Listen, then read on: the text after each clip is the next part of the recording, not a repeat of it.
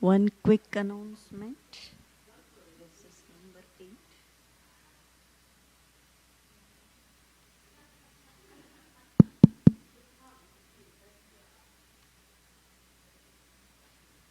Om. One quick announcement.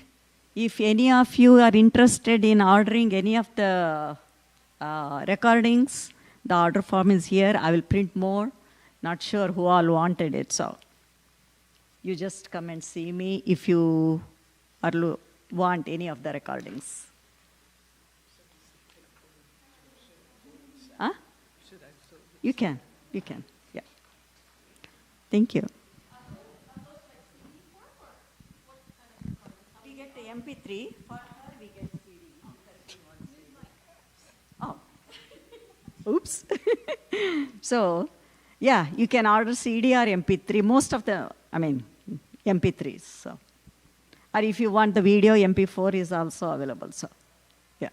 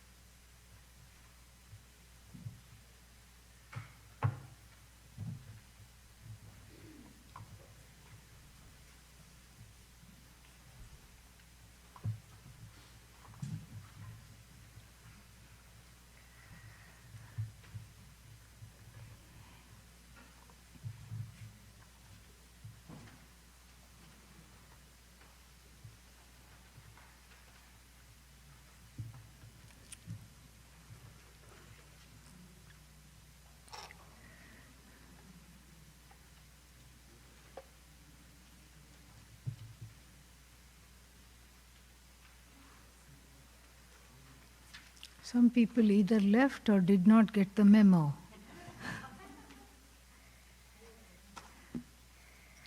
Om Sahana Vavatu Sahanau Bhunaktu Sahaviryam Karavavahai Tejasvinavadhitamastu ma vidvishavahai. Om Shanti Shanti Shanti. You can go at 11:40 and escort Swamiji back here, okay? Yeah. Pratishedhuma shakyatvat. Pratishedhum. Pratishedhuma shakyatvat. Neti neti ti sheshitam. Idam naham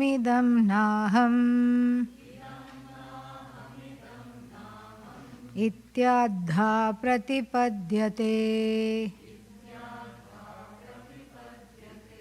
Aham dhiridamatmotha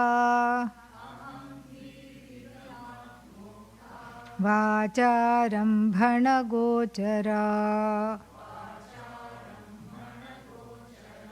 Nishiddhatmodbhavatvatsa Nishiddhatmodbhavatvatsa na punarmanatam vrajet.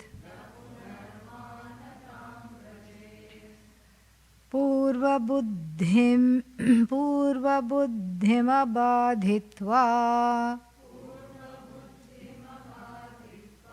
notarajayate matihi.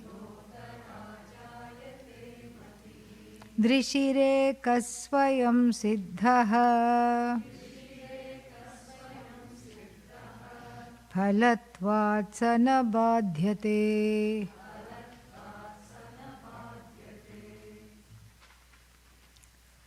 We saw the first line in great detail. Just think of the sofa set. Okay, very easy to remember. Yeah. So, old has to go to make room for the new one. Because otherwise, there is no room for two.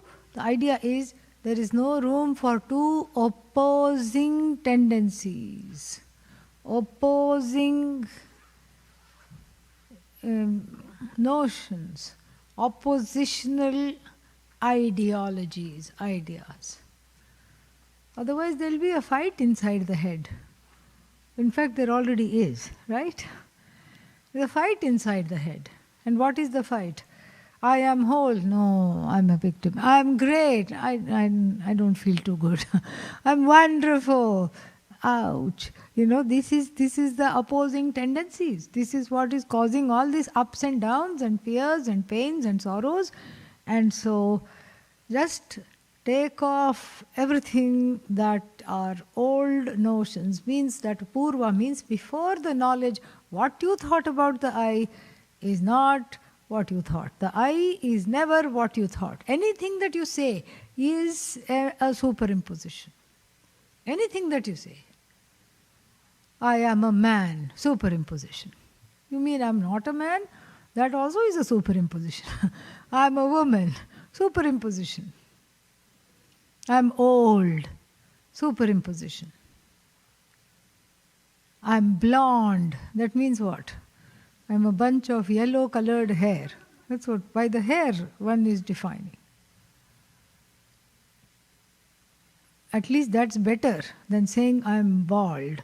Means I am a bunch of non-existent hair. Anything that you say, this is all about the physical characteristics. Mental characteristics, I am restless. I am angry. This is how I am. I am upset. Again, all just wrong notions, according to him, not me. Okay? Because he speaks with the backing of the Upanishad. So no matter what we think, What we think we are is not what we are. This is what it is. Whatever you think you are not what you think you are. Because you're not a product of the thought, you are not enclosed by a thought. That which can be observed and enclosed by a thought is the personality, not the person. You are the person, the personality is just a value added plus. Frills, that's all. Like children wear a frock with frills on the sleeves and on the bottom, etc. These are all frills. It's not you. One gets caught in the personality and the ahankara attaches to those qualities which are ephemeral, temporary, and soon coming to an end. And so that is how the ahankara gets trapped, totally trapped. It says, what does it say? It says, I have been disrespected. And disrespect becomes what? A definition of the I. I is equal to disrespect. And if that's the case, what is that? Subliminally, subconsciously one is looking for disrespect. One is attracting it, really. One is looking for it. Why? Because the ahankara wants to be right.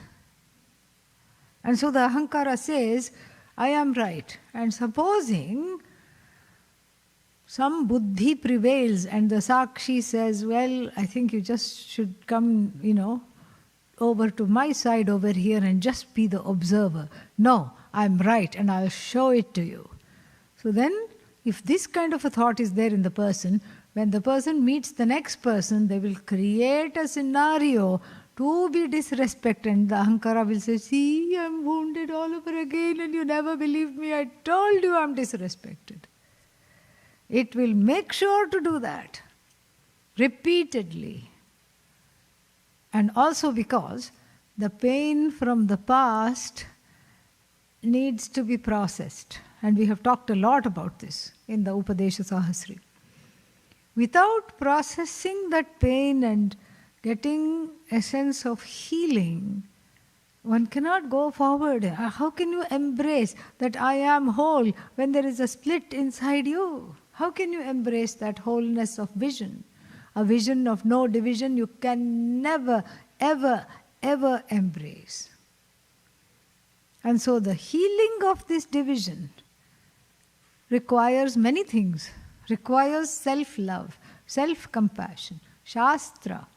Then what else? So many things it requires. Even before the Shastra, it requires therapy, yoga. And in the absence of all this, a skewed sense of I, a skewed sense of the world, a skewed sense of Ishvara, God, leads one to just be a permanent venter. You can't permanently vent. You can't vent all the time. You can vent a little bit. You can vent that's just a little catharsis everybody needs. But the ahankara is a perma-venter. It keeps venting all the time, all the time, all the time. Keeps venting and venting and venting and venting and venting. And inventing more ways to keep venting. That's all it does. Inventing and venting and inventing and venting.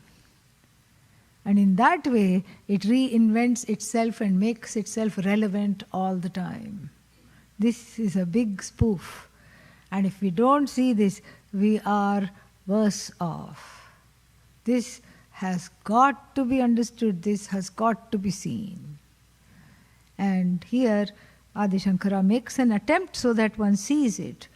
And anything that you think of yourself, he says, is not you. It's not the I.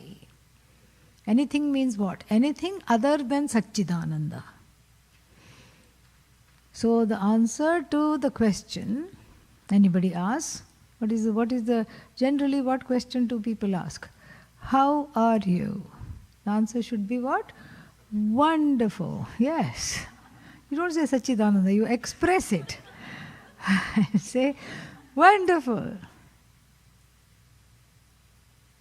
At least in the beginning, if you say that, afterwards you can go into a little bit more detail, which will be, of course, unsavory, knowing, because one is sort of descending into Jivatvam. It's okay. But still, you have started the conversation on the right foot. That is how it should be. Because the truth is, I'm always okay. This is not a disconnect and a dissociation. It's not about denial. It's not about being in denial. Nobody is asking you to be in denial. You can be authentic. But more and more, what that authenticity means shifts. Before I thought authentic means telling all my problems to anybody who will listen. Now that's an old couch. Ouch, that's gone. That's no longer relevant. Why? Because I have grown. I have grown beyond that. It's no longer relevant. That's old news. And so as I grow, the definitions of the I get more and more and more subtle. I no longer look upon myself as a samsari, very, very sorry. I don't look upon myself as a samsari. I don't look upon myself as wounded. I don't look upon myself as a victim, permanent or temporary. I don't look upon myself in any other light except that I am Satchidananda, as though abiding in this body-mind-sense complex, in this hotel called body-mind-sense complex. And the fact that some people have a 5-star hotel-like body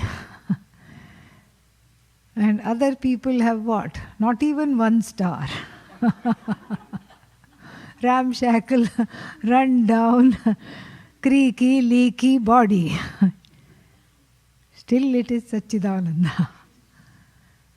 If you are living in a 5-star body, then also Satchidananda. But sometimes if you are living in a 5-star body, it is difficult to see that I am Satchidananda, because it's difficult to not identify with the body. Even if you are living in a creaky, leaky body, then also it is difficult not to identify with the body. So on both spectrums, both ends of the continuum, one has to be a bit careful. So when the old thing goes, then only when old notions have to be exorcised.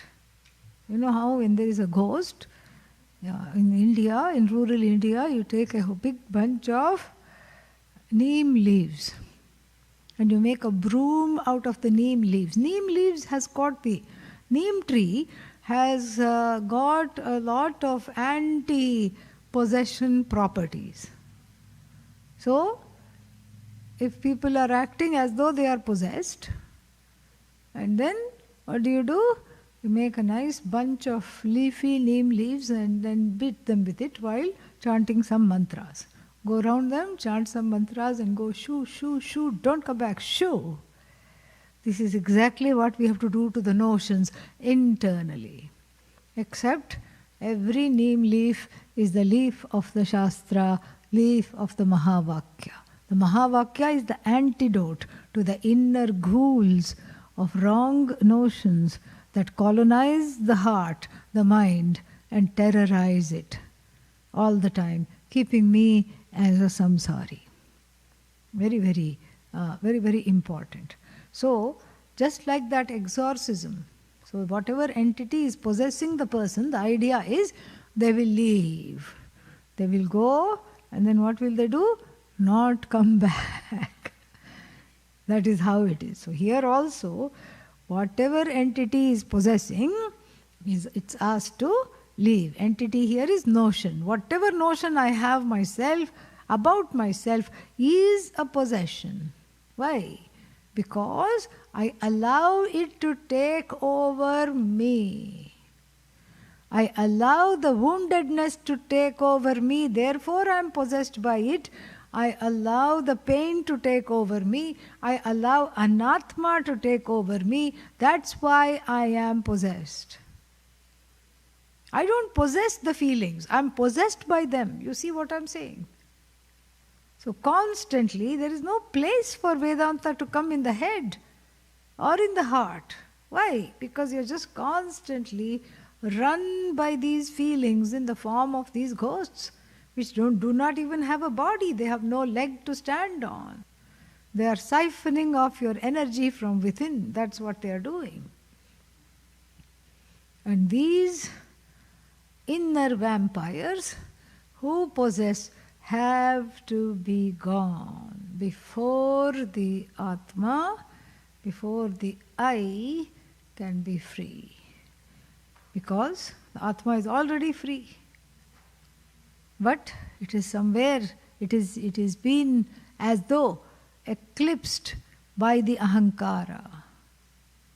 And the Ahankara is told that it is no longer running the show.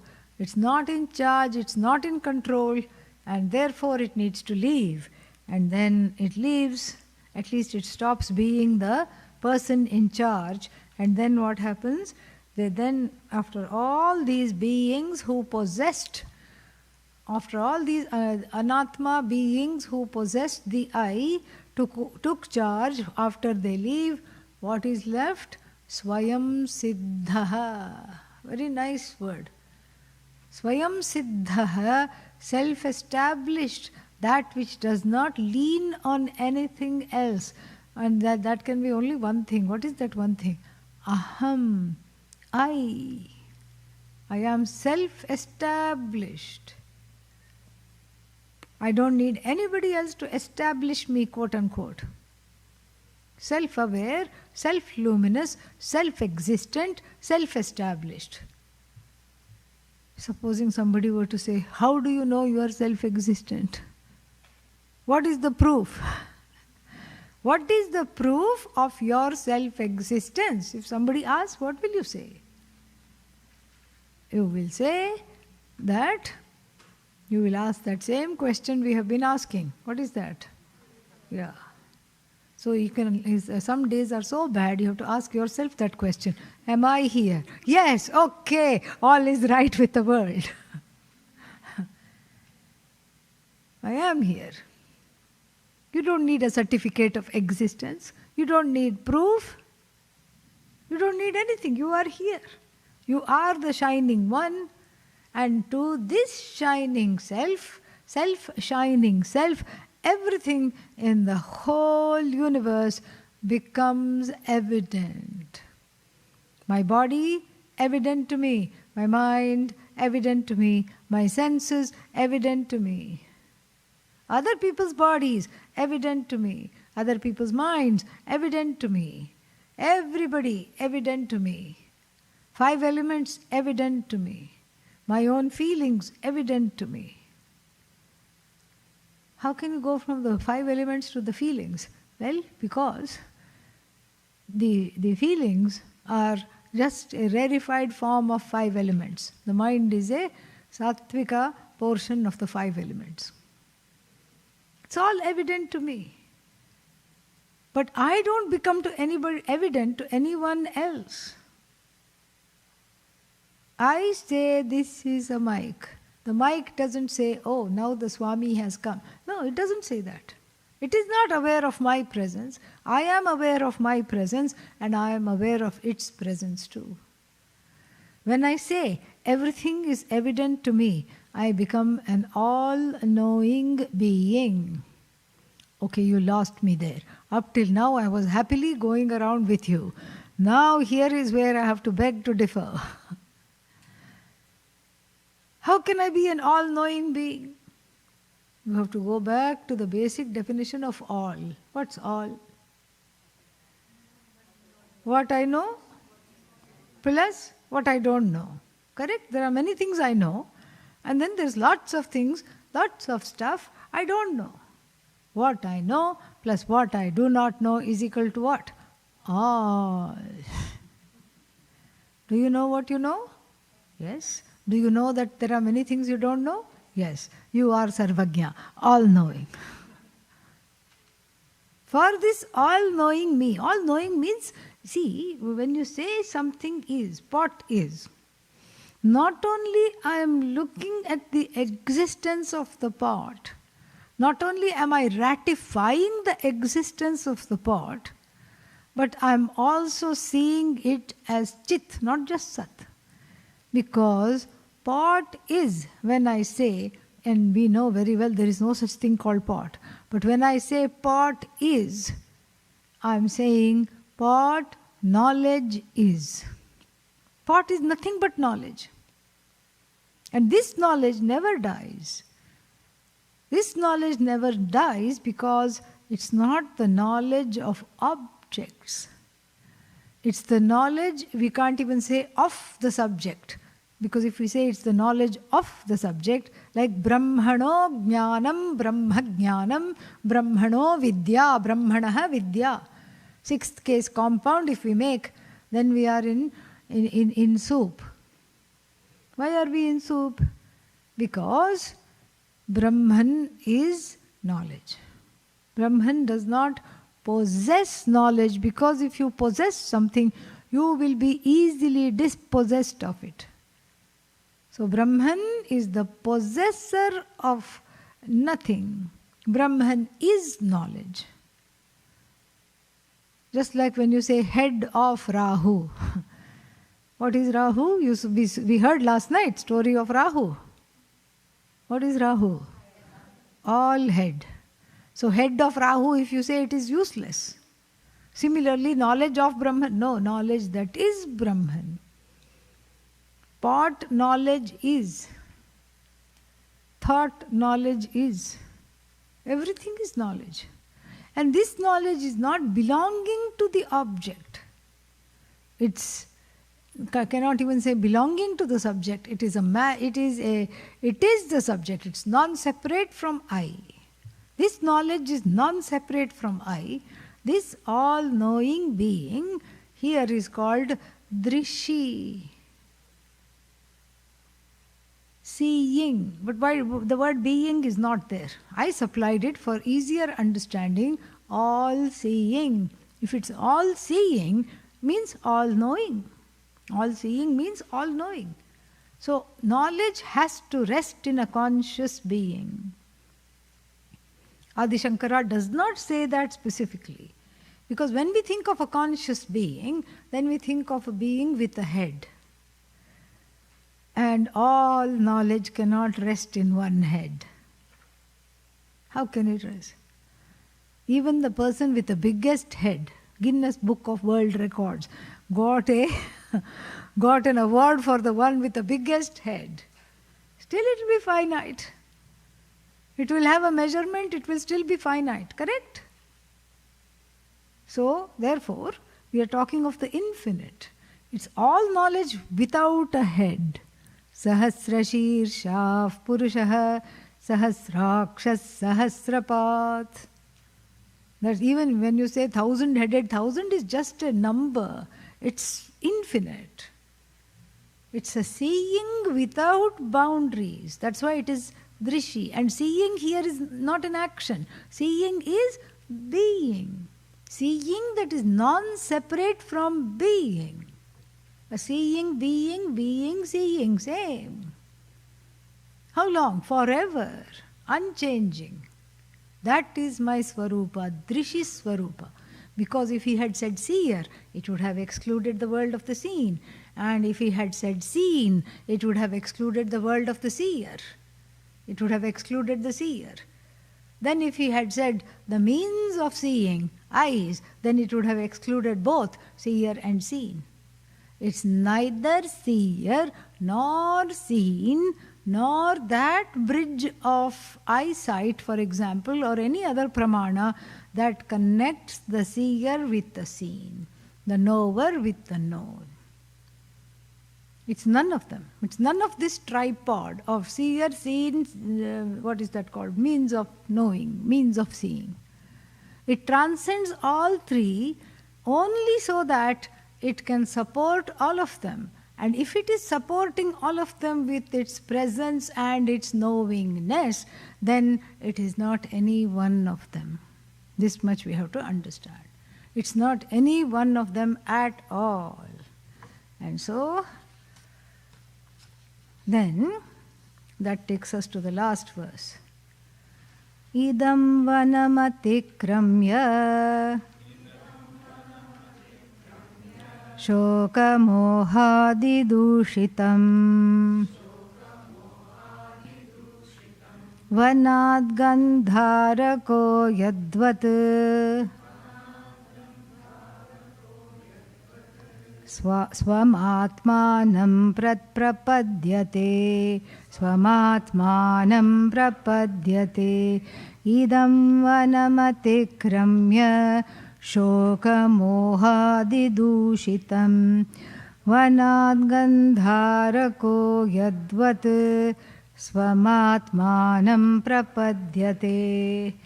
This is just a nice, wonderful verse, concluding verse, just in time to go home. It's like a home-going verse. Because what are we getting ready to do?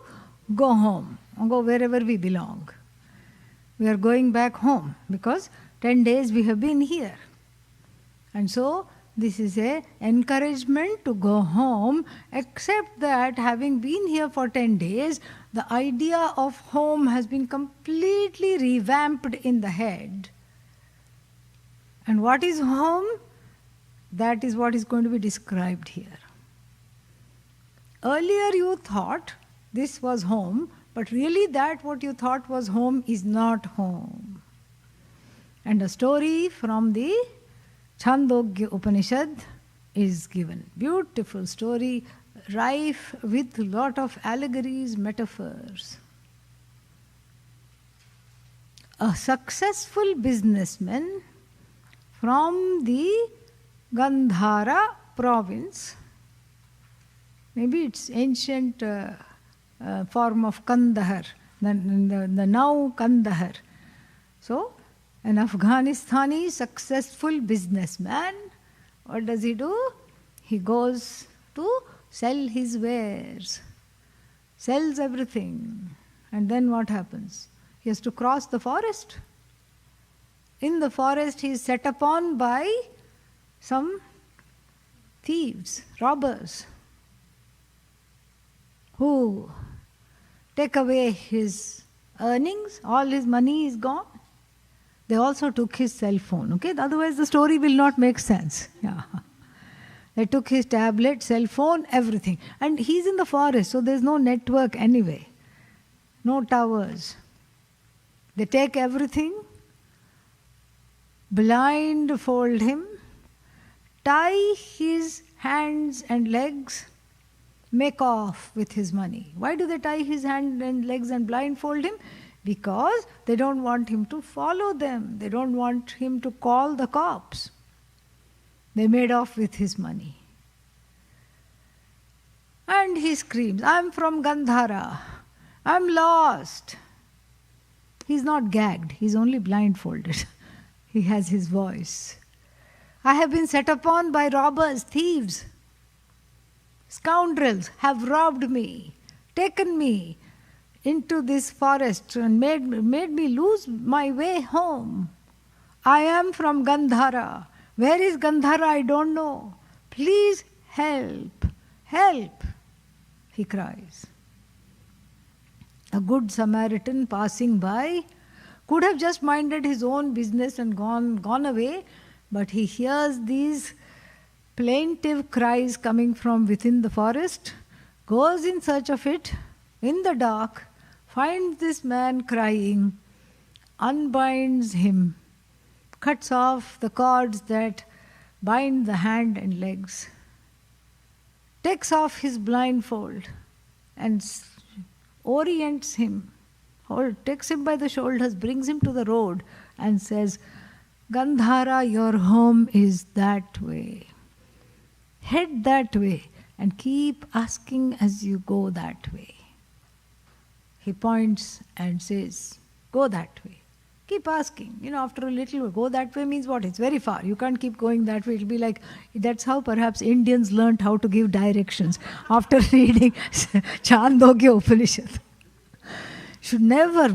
Indians are horrible at giving directions. Never ask directions from a dog, but not from a Indian human person. Keep going straight. Where?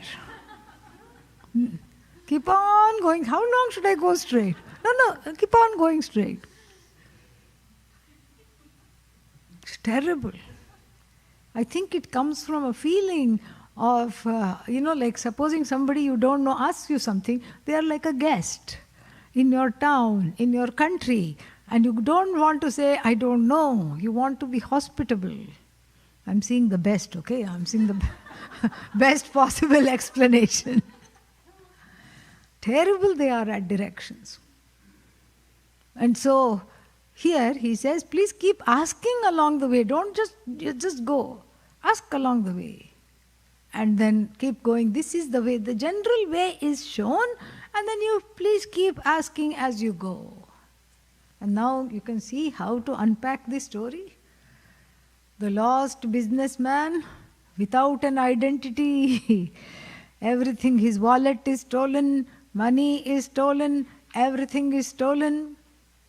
And then what? Gagged and bound by notions.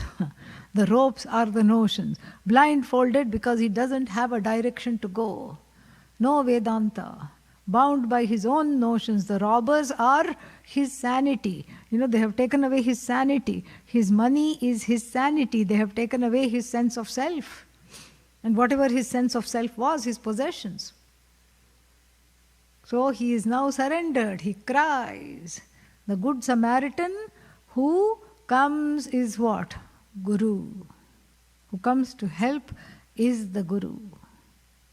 Because he cried for help, the Guru comes, loosens the bonds, and points to the general direction of where he needs to go, where? In order to go home. Gandhara is home. It's not just a province. It also means a celestial place, like a kind of a heaven or something like that. So that is home. Gandhara is home, and in this home is where you abide. And when you first encounter Vedanta, you understand you are a long way from home. It feels like that. One is cast in the forest of samsara and very, very upset. And that is the story here. So, a story I have told, let us see the verse itself. Idam vanam atikramya. Crossing this terrible forest. Why is it terrible? Shoka mohadi dushitam. This forest is tainted, dushitam. Tainted, afflicted by shoka, sorrow, moha, delusion. A delusion that keeps on giving and giving and giving. The more you live in this world of notions about yourself and others, all fancy ideas and imaginations. You live in a world of imagination, you live in a world of subjectivity. And this subjectivity, what does it translate to? It translates to sorrow and delusion. It keeps on giving and giving and giving and giving and giving endlessly. Endless samsara. Infinite sorrow. This is what happens. So cross this forest. Having crossed this forest, characterized by sorrow, affliction, pain, anger, my own and other people's, and delusion. And so from this kind of a terrible forest, Gandharako yadvat. So just like you go, from this forest full of beasts, all kinds of beasts are there, ready to pounce on me. Biting things, snakes, alligators, and then other biting things, big cats, all the, biting things, eating things, scary things, roaring things, all these things are there. So from that I have to escape. Yadvat. Yadvat means just how I can, one escaped in this 6-chapter story of the Chandogya Upanishad. How did the man escape? Only with the Guru's grace. The Good Samaritan is the Guru. And the Guru is needed to point to the direction home. Here is your home. No, but I live in Maryland. Yeah, you may live in Maryland, but your home is where? In your heart. And this means I have to learn to feel at home with myself. I have to first and foremost learn to be at home with myself. When I am at home with myself, I am at home with the entire universe. This is the teaching from here. I am at home with myself, and then I am at home with the whole big universe. And when I am at home with myself, nothing bothers me. Because I have a sense of belonging. I'm supposed to be here. If I have a sense of belonging, no more is there a sense of longing. I want this, I want that, I want this person's attention, I want that person's love, I want to like this, I want here, I want there. Because everything is right with me. Wherever I am, I'm at home. So I don't have to seek home in the sense of approval, validation. Nothing. No approval seeking, no validation seeking, no attention getting mechanisms. AGM, attention getting mechanism. Here. No AGM.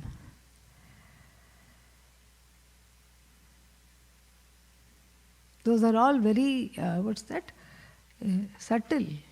Sneaky they are.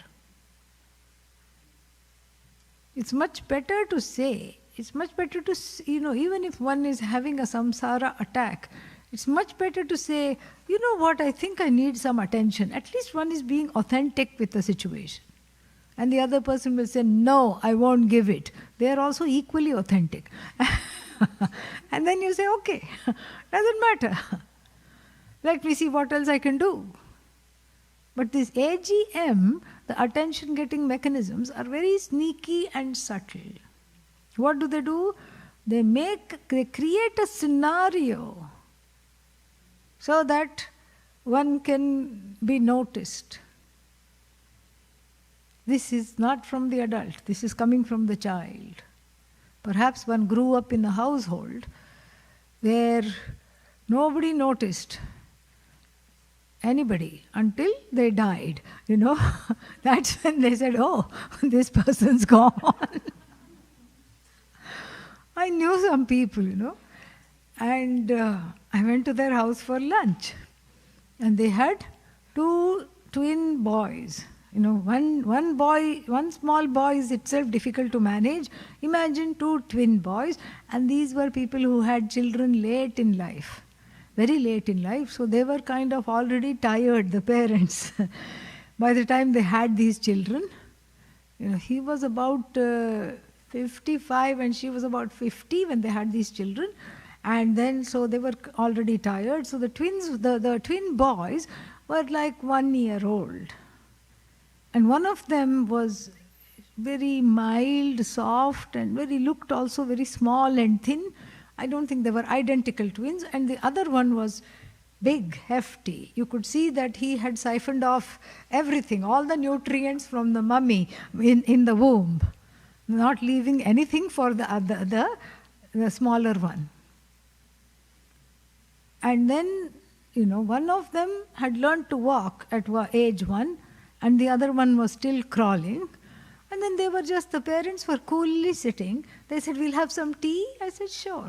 So we were sitting in their backyard, in the garden, and they served tea, and they brought tea. I'm also having the tea, and thank God we have peripheral vision, so I didn't even look that side. Out of the corner of my eye, I saw the one that was crawling far away from the brother, and the brother picked up a pair of scissors from somewhere, and he is going like this. The scissors are almost as big as him. and he is going like this. And of course, I almost spilled the tea because I just, and they were very cool. They said, and I said, I couldn't even bring the words. I said, this is what I said. I pointed and then I was so worried for these babies. And then the father was wanting to show me something of interest in a newspaper. So he was looking for it. So his face was buried in the newspaper. So I took the newspaper down and I said, look, we need to go there, because I couldn't go there. I was blocked by something, whatever they had there. I said, you need to go there. And then he just slowly looked at them and then looked at me and looked at them, and he addressed the one of the children, child, don't do that to your brother, otherwise he'll die.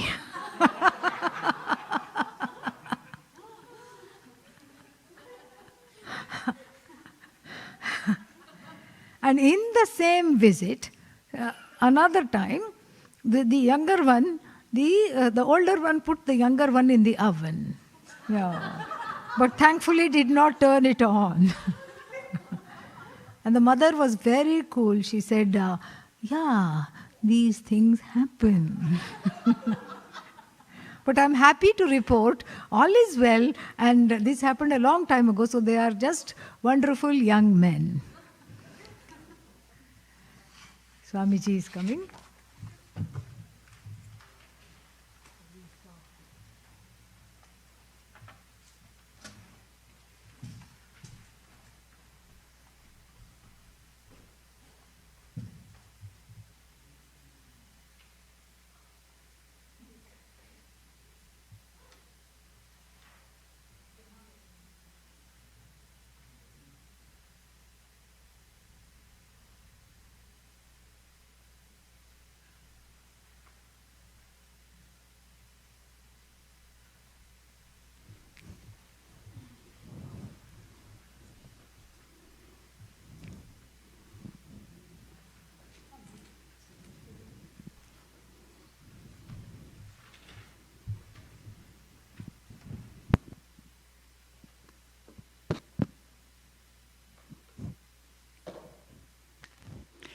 On this bright, sunshiny day, with the moon waxing towards fullness, we have the good fortune to be here in the presence of Sri Dakshinamurti, newly reconsecrated, for our valedictory, for our camp on Upadesha Sahasri. We request that Swami Vidyatmananda share with us words of blessing as we go home.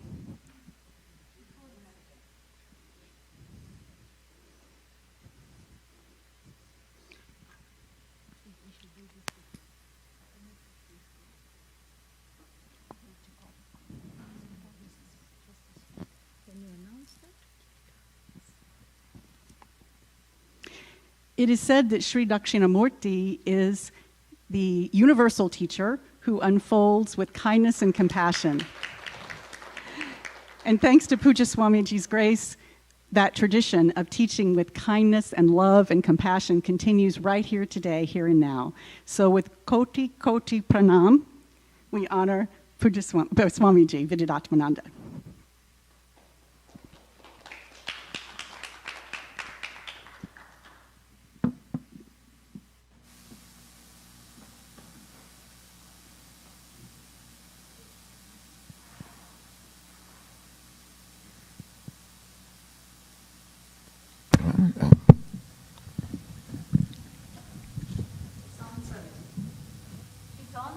It's on? Is it on? Not quite. It's a little soft, but it's on. Okay. We have done 2 chapters. Yeah. Mata and Pratisheda Prakara. Om Sahana Bhavatu Sahanau Bhunaktu Sahaviryam Karavavahai Tejasvina Vadhitamastu ma Vidvishavahai. Om Shanti Shanti Shanti.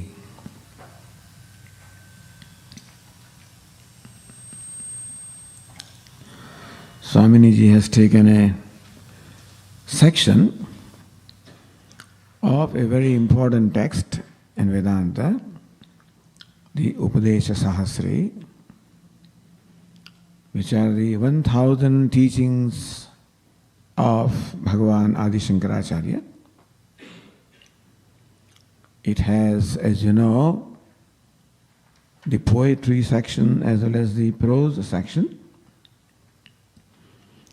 And this class is started with the poetry section. And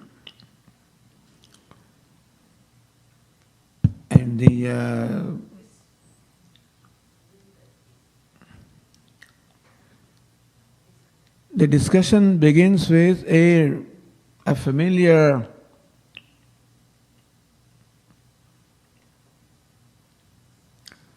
topic of Bhagavan Shankaracharya.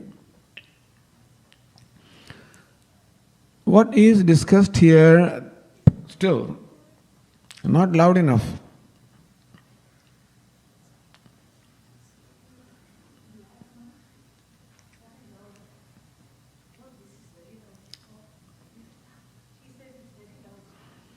It's very loud, yeah. Okay, all right. Right. So here, Bhagavan Adi Shankaracharya, in a typical manner, before beginning the teaching of Brahma Vidya, has to clear other possible options. First of all, to establish what the goal of life is. And here the people who stand before him as opponents, whereas those who are well established are the Mimamsakas, or what we call the Karmakandis. Karmeti Mimamsakaha, the Mimamsakas, believe that karma or action or ritual is the means of attaining the goal of life. Everyone accepts that happiness is a goal of life. But then how to acquire happiness depends upon where the happiness is. If happiness is something different from you, then it would require you to perform an action, make an effort to acquire what you don't have. Karma or effort is the means of acquiring what is not acquired.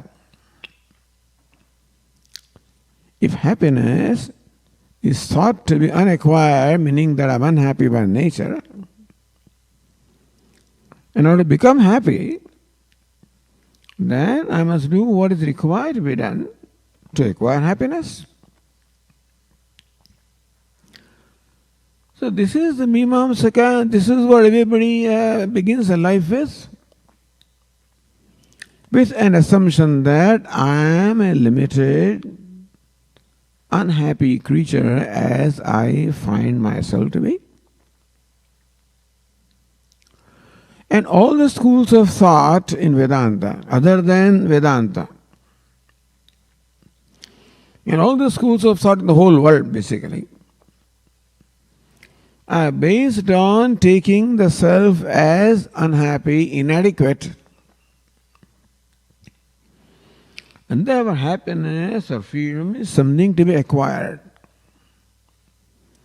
Because I find myself to be lacking happiness, lacking freedom.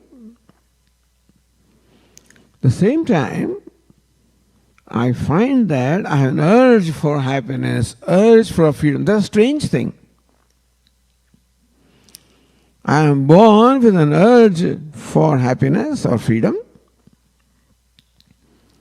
And I'm also born with the conclusion that I'm not happy or free. Understand, these two things I am born with. I am born with this conclusion about myself, that as I am a lacking, wanting being, an incomplete person, and therefore not a happy person as I am, and thus I have to become happy, become complete. And for becoming something, karma or effort is a means of acquiring what you don't have, becoming what you are not. So this is the usual conclusion that a human being has. And everywhere in all the schools of thought or all religious traditions also, we find that the teachers prescribe rituals, upasanas, whatever means, religious, spiritual means, to attain whatever is the goal, like it is heaven or paradise or whatever, something different from me.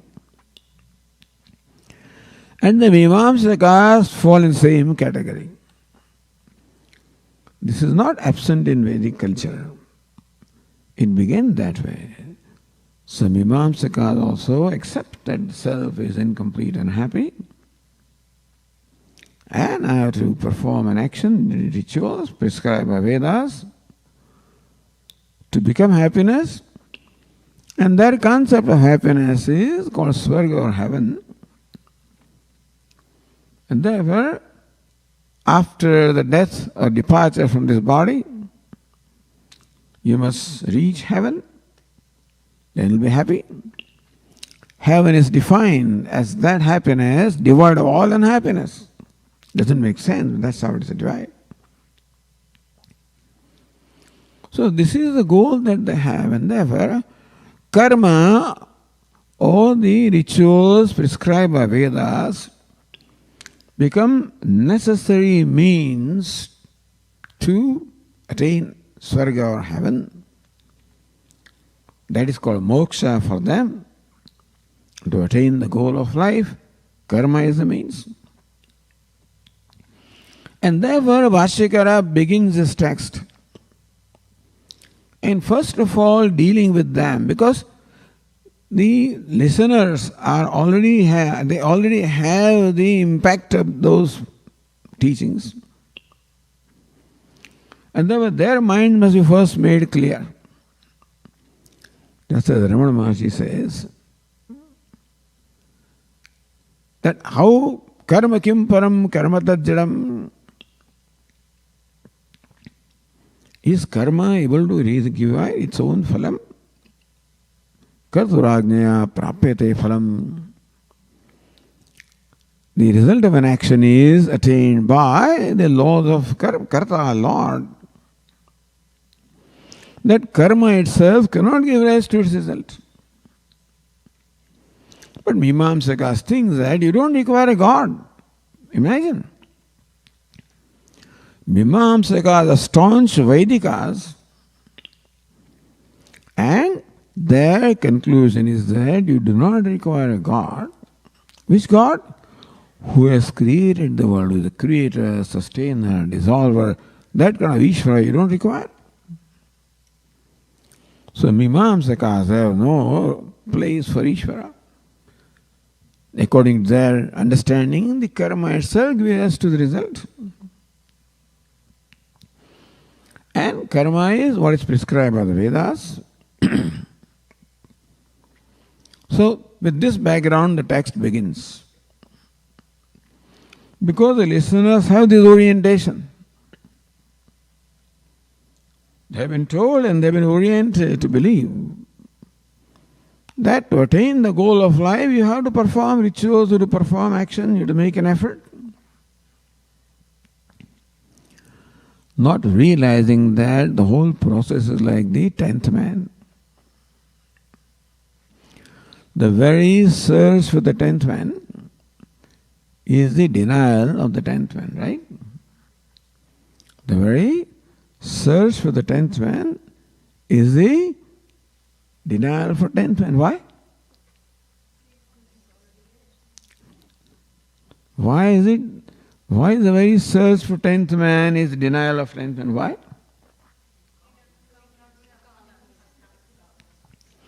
because I must assume that I am not the 10th man. I can search for 10th man. I am denying the 10th man that I am. And similarly, searching for moksha, searching for happiness, Vedanta says, is denial of what it is that you are searching for. This is a unique perception and unique insight that Vedanta gives, which nobody else gives us. That you are already what you are trying to be. That life does not have to become a process of becoming. Life rather become a process of discovering what you are. Very fundamental difference. With that, Shankaracharya begins the discussion with the Mimamsakas in this text, saying that karma cannot be the means of moksha.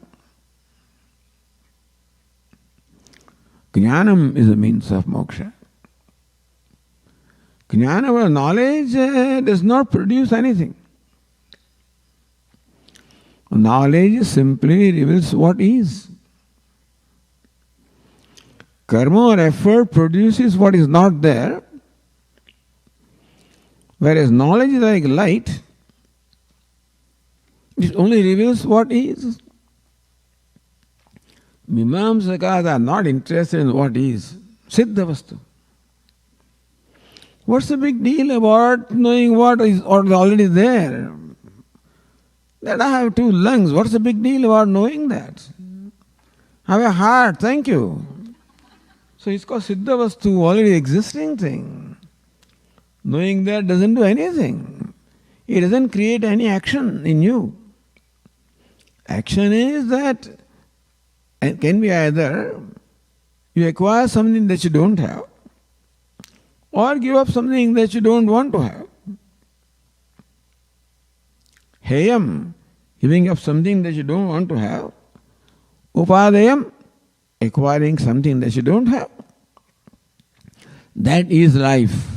That is called life, where you are doing things, making effort, acquiring what you don't have, giving up what you don't want.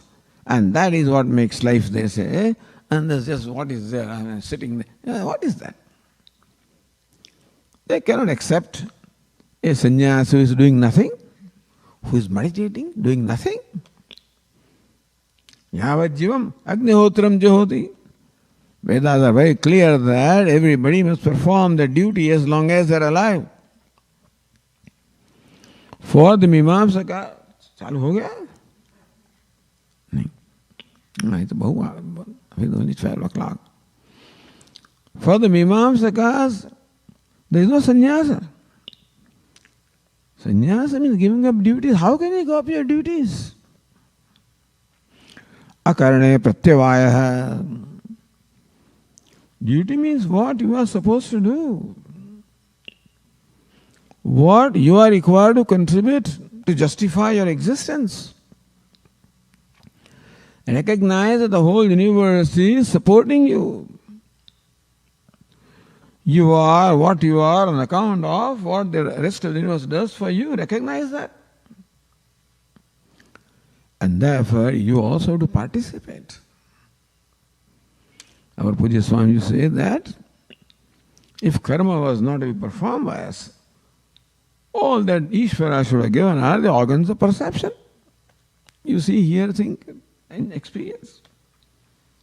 But Ishvara has given you hands and legs and speech, the organs of action, which means you are supposed to participate. What is meant by action is participate. Understand that in the whole universe, every element of the universe is contributing something. There's nothing that drops out, that's not around. Then it won't remain, its existence won't be. There's nothing in the universe that is idle. Therefore, Lord Krishna says, when Arjuna said, I will not perform an action, Nayotse, I will not fight. Lord Krishna, that doesn't work. If you give up your action, then even you can't even survive. Sharira yatra pichate na prasiddhi akarmana. If you do not perform your duty, even if you do not participate, you drop out. That's what we do in India, drop out. When the task is too difficult, like the 12th, the exams are coming, too tough. There I have dropped out. You cannot drop out in life. You have to participate. They say that if you don't run with others, you will run over. That's how the life is. And so, therefore, Lord Krishna says, Sharira yatra pichate na prasiddhyet akarmanaha. If you stop participating, then you won't be able to even survive. So this is what the Karma Kanda section of Vedas teach. Very relevant also. But then there has to be a point where karma also finds fulfillment by contributing what it does, what it has to. Mimamsaka's interpretation is that Vedas say that Yavajivam Agnihotram Jahoti, you must perform Agnihotradi karma, your duty, as long as you are alive. Therefore, for the Mimamsaka, there is no such thing as a sannyasi. And the Pangu, only unfit people alone can become sannyasi. For them, people unfit to perform rituals, they become sannyasi. A fit person cannot become sannyasi. So Mimamsakas do not accept sannyasa. They cannot accept people who are just folded hands and do nothing, You have to participate, you have to contribute. So this is where the basic discussion or basic viewpoint or difference of opinion arises with Bhashyakara. Did you write that yes, we must perform the duty, but there has to be a point where duty has done its job. They think that karma you must do because Vedas want you to do. Says no way. Nobody can want you to do anything. Even Vedas also cannot compel you to do something. Bhagavan also cannot really. Nobody can compel you to do something. We have the free will and therefore we decide what to do or what not to do. Therefore, a point has to come when karma has done its job, has fulfilled itself, and that you have to go further. Depends on what you see is the purpose of life. If you think that attaining heaven is the purpose of life, then yes, karma is means. But then, Vedanta says, just as the karma phala that you obtain in this world, karmajito lokah kshiyate evamutra parunjito, just as action that you perform brings about the outcome which is perishable, so also heaven also is an outcome, is also perishable. What we attain by karma cannot be imperishable. And what you want is imperishable, recognize. If you could be satisfied with something that is limited, something that is perishable, no problem, but the human heart cannot be. We are born with a sense of self-dissatisfaction. A human being is born with this basic problem of self-dissatisfaction. All the creatures in the universe are free from this problem of self-dissatisfaction. A cat is happy being a cat. A dog is happy being a dog. A donkey is happy being a donkey. You may have some problem with donkey, it doesn't have. Well, a human being is not happy being what he is. He is the most evolved creature. The price you have to pay for evolution is what? Self-dissatisfaction. You cannot be happy even for a moment. You can be happy only when you avoid yourself. As long as you confront yourself, you cannot be happy. There is a constant conflict going on in the mind. Because I am confronting the self, that is dissatisfied. Poor human being finds all kinds of means to distract himself. All the means that human being finds self-distraction. Escaping from one's own self. That's all we do. Whenever we engage in anything that will give us happiness, it is to avoid ourselves. So that we can avoid confronting ourselves. A time comes when you cannot escape. A time, Arjuna, he could not escape. He wanted to escape. Lord, I will not fight. Please let me go. Let us go away. No. Lord Krishna was very calm and quiet, didn't say anything. But he did not accept Arjuna's request. Arjuna was not allowed to escape the challenge. He was required to take the challenge. Similarly, when we are required to take challenge, we recognize. Vedantin says that, why do you think that karma is only means? It is based on an assumption that you are an incomplete being, that you are lacking in happiness or fullness. It's not so. Your perception about yourself is wrong. The dissatisfaction you have about yourself is not a reality. It is because of the false perception you have about yourself. Therefore, it is not karma that will change anything, because that false perception remains intact. In words of Pujya Swamiji, he was miserable. When he was poor, he was miserable. He is miserable even when he is wealthy. So, many years ago, when Pujya Swamiji first visited the United States, and returned, that those days we were students, brahmacharis. Asked Swamiji, what difference did you find between US and India? But amazing perception, Swamiji's,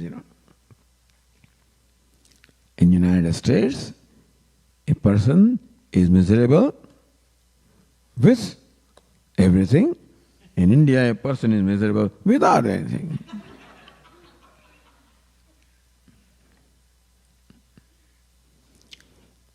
That human being miserable is not his doing, he finds himself so. And he doesn't know what to do. Vedanta teaches that your reason for misery is your false perception and not a reality about you. The Mimamsakas and everybody else proceed with their life taking this as reality, and therefore karma becomes the means of becoming free from unhappiness. So the discussion starts with Mimamsakas, where the karma as the means of moksha is dismissed. Karma is fine. Understand, people think that Bhashyakara has problem with karma. He doesn't have problem with karma. He has problem with nobody. Vedanta has problem with nobody and nothing. If anything, we have problem with ignorance and aviveka, or the lack of discrimination. If there is a problem, that's all there is. We have no problem with Mimamsakas, with anybody. So he is only educating people. Educating the Mimamsakas. That look, it's not dismissing them, not vanquishing them, educating them. That you are all very hardworking, dedicated people. Recognize this basic reality in your life, that unhappiness is not a reality about you. It is because of perception that you have about yourself. What needs to be done is to change that perception. Thank you, Swamiji. I'll give up all my karma and change my perception. Unfortunately, that doesn't work. I cannot change the perception. Perception has to change. Meaning that some transformation must take place inside such that my perception of myself changes. So karma has a role for a different purpose. To make my mind to change my perception about myself, my judgment about myself, my conclusion about myself. I am born with certain conclusions because I have a certain state of mind, which Vedantians will call a mind which is riddled by ragadveshas, attachments, aversions. A mind that is extrovert, mind that is distracted. Therefore, to have the right perception of yourself, first of all, correct the focus of your mind. Therefore, Vedanta prescribes the first step as to change or correct the focus of the mind. Paranchakhani Vetruna Swayambhu Tasmat Parang Pashyati. Ishvara has done this to us. Kathopanishad says that Ishvara, by creating sense organs and mind extrovert, has killed them. Meaning that Ishvara has given us all this beautiful equipment with a basic problem. And so we can go round and round. He must be watching, I guess. That's the only way samsara can go on. If he gives you enlightenment to begin with, then there will be no rebirth, there will be no samsara. He wants his samsara to go on. Who? Ishvara. That's why he's given ignorance. That's why given viparita jnana, false notion. The first thing is to change that false notion about oneself, to change the focus of the mind from extrovert to inward-looking mind. There karma is a role. But for Mimamsakas, karma means a karma performed with the desire for outcome. A Mimamsaka cannot accept performing action. Arthi samadhi. He must be an arthi. He must have the desire for outcome. So performing the ritual or karma, first requirement is desire for outcome. Vedantin says no. Perform karma without the desire for a personal reward. That's the big change. Same karma, only difference is the change of attitude. And that does, it is not karma that makes the mind pure. Karma doesn't become pure, purify the mind, nor does it make the mind impure really. What purifies the mind is the attitude that goes with the karma. If something impure makes the mind impure, it is the attitude. And if something makes mind pure, it is the attitude. So this attitude that I give you, become generous. Take the result of the karma. You take it, I don't want. Bhagavan, here is my karma. You take the result. You take the outcome. I don't want. I don't need it. Even though I need it, I still say I don't need it. It's called fake it till you make it. You know? So karma yoga is faking till you make it. Even though I need it, I act as though I don't need it. Slowly that then becomes a reality. After a long time, that becomes a reality. Then you are ready for seeing who you are. As long as you are a needy person, already there is a false perception. You don't see what you are. So first of all, the change of perception takes place in two stages. One is by karma yoga, by purification of mind. Then second is by removal of ignorance or dehata buddhi. So it is all along removal of ignorance. Karma yoga also is for removal of ignorance, gross ignorance. And jnana yoga is for removal of ignorance, the fine tuning. If you see the sculptors, they work with chisel and hammer and big chisels. Then chisels become smaller and smaller and smaller. Once I went to a sculptor, he was finishing a statue of, I think, Mahatma Gandhi, something in Ahmedabad. He was doing like this. It's not a chisel. What is this? What is he doing? Fine, very fine chisel, very fine strokes. From very rough strokes to very fine strokes. That's why in the beginning, big raga dveshas are removed, slowly it becomes finer and finer and finer. So thus a two-step process is taught to us. First step is believed to have taken place, and Vedanta teaches second step of Atmanatma Viveka, which is the main subject matter of Upadesha Sahasri. But before we do that, this preparation of mind is required, the change of focus of mind is required, and therefore the karma, discussion about the karma, etc. takes place. And it's a very beautiful text, I guess. I request Swamini to continue with the next verse. It will get tougher. As it goes, it gets tougher, right? Still more challenging.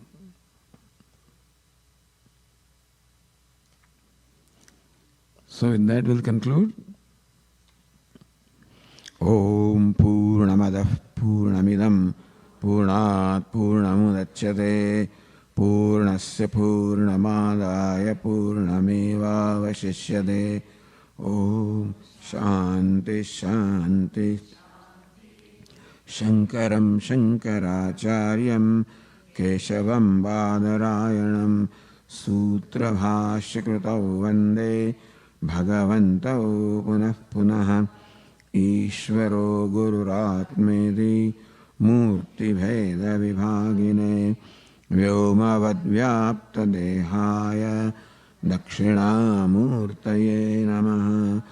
Om Shanti Shanti Shanti. Hari Om. Shri Gurubhyo Namaha. Hari Om.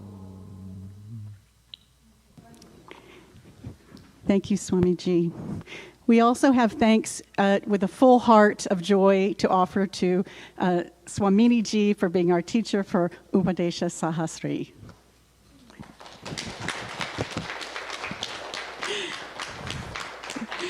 She has taught us with wit and wisdom and compassion. And now we have a few more thanks to offer. I'd like to request that Shudatma and Samata Chaitanya come forward, please, to receive our thanks.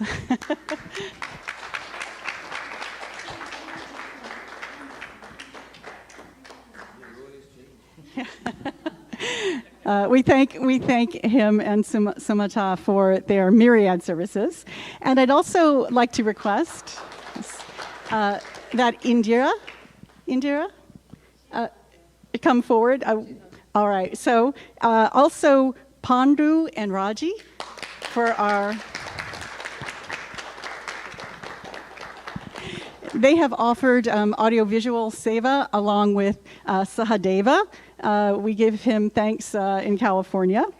And next, Aishwarya, who lives up to her name. Aishwarya.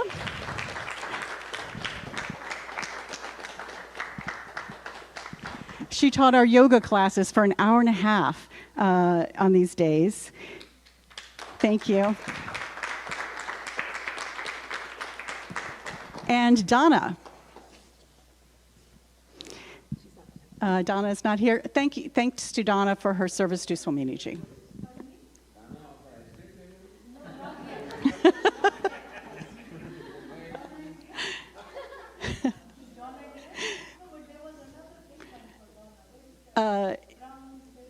Yes, it might be in. Can we check in Shudatma's? Yeah, a paper bag. We have it. We have it somewhere here. And finally, we'd like to thank all of these students. Every day, day after day, you brought your attention, you brought your discernment, and you brought your sweet effort. And we've all learned from one another. So please give yourselves a big round of applause.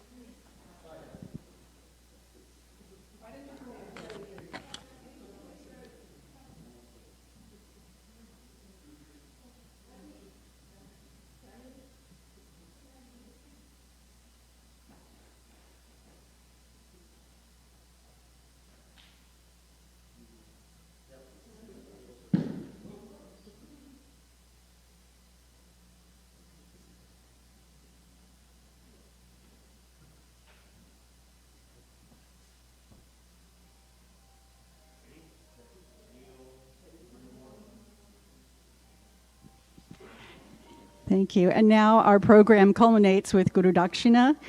There are envelopes up here at the podium as well as in the adjacent room. And please come up and receive your prasad. You can also offer Dakshina in the office by credit card if you'd like. And followed by the new Arati.